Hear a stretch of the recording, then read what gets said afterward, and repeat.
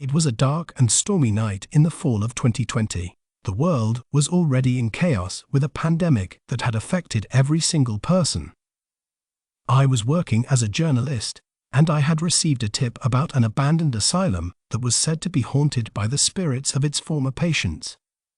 I couldn't resist the opportunity to investigate and possibly uncover a story that would make my career. As I arrived at the entrance of the asylum, I saw the gate was wide open and the fence was in disrepair. The building was in a state of decay, with broken windows and graffiti covering the walls. I felt a chill run down my spine as I walked through the main entrance. The door creaked open with a loud noise. Inside, it was dark and musty, with debris scattered everywhere. I made my way through the corridors, my flashlight illuminating the way. I found old medical equipment, rusted and covered in cobwebs. The walls were adorned with peeling wallpaper and cracked plaster. I couldn't shake off the feeling that I was being watched. Suddenly, I heard a faint noise coming from one of the rooms. I cautiously approached the door and pushed it open. Inside, I found a room filled with old patient files and medical records. I couldn't believe my luck. This was exactly what I was looking for. As I began to read through the files, I discovered that the asylum had been closed down due to reports of cruel experimentation and mistreatment of patients. I also found that many patients had died under mysterious circumstances, and their bodies were never found. I couldn't shake off the feeling that something was off, and I decided to leave and come back the next day to continue my research. I returned to the asylum the next day, but the gate was locked, and there was no sign of anyone around. I decided to climb over the fence and make my way inside. But as soon as I entered the building, I knew something was different. The debris had been cleared, and the rooms were now empty. I searched the entire building, but found no trace of the files or any evidence of the asylum's past. I was confused and frustrated, but decided to investigate further.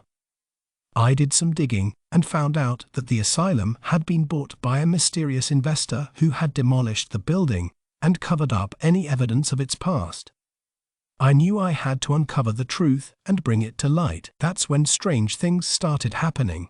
I would receive calls in the middle of the night with only breathing on the other end. My car would be moved without me knowing, and I would find strange symbols carved into my front door. I knew someone or something did not want me to uncover the truth. I couldn't shake off the feeling that I was being followed, watched and threatened. I was starting to believe that the spirits of the former patients were still lingering in the asylum, and they didn't want their story to be told. I decided to end my investigation and leave the story alone. But the strange occurrences did not stop. It only got worse. I realized that the spirits of the former patients had attached themselves to me, and they were not going to let me go until I uncovered the truth and gave them the justice they deserved. I couldn't take it anymore, and I decided to go back to the asylum one last time. As I entered the building, I was greeted by an eerie silence. But this time, I was not alone. I could hear the whispers of the spirits, their moans and cries for help.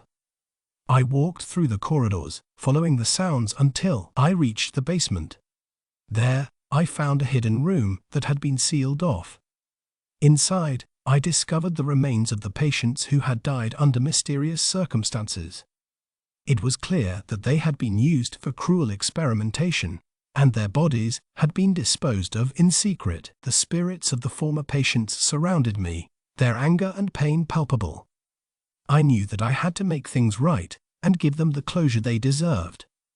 I gathered the evidence and went to the authorities, exposing the truth about the asylum and the atrocities that had taken place there. The investor who had bought the asylum was arrested and charged with crimes against humanity. The spirits of the former patients were finally at peace, and they no longer haunted me. But the memories of that dark and stormy night in the fall of 2020, and the horrors that I had uncovered, would stay with me forever. The end. It was a dark and stormy